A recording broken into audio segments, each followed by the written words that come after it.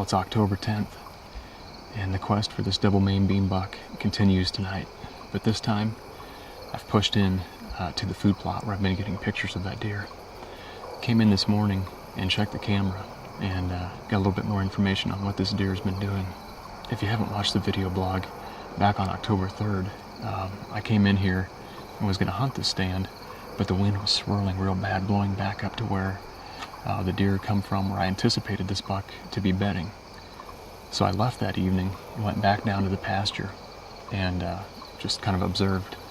Actually saw that buck that night step out onto the pasture right at the end of legal shooting.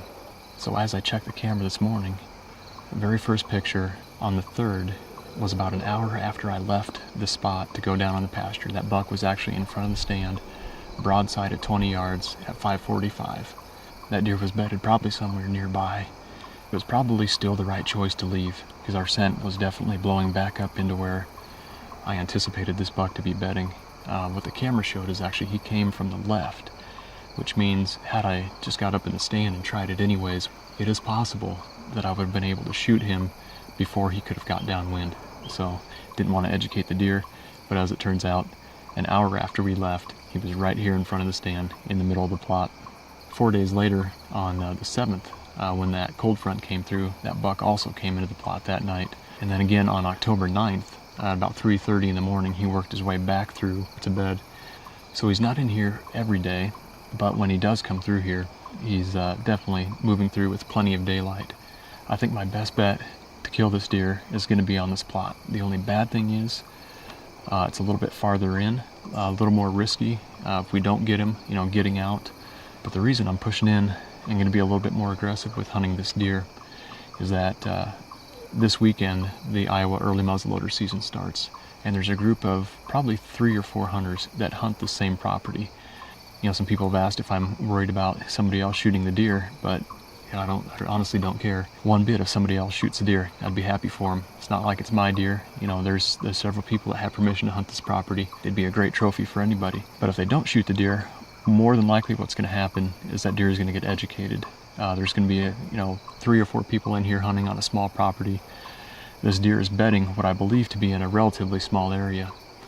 So there's a good chance that if he doesn't get killed, he'll get educated and will probably be less likely to move during daylight. So that's the rundown on what's been going on with this buck. The wind today has been out of the south-southwest, and so far it feels pretty consistent. And then as it gets later in the evening, as the thermals start to fall, hopefully it'll just pull our scent down towards the creek bottom.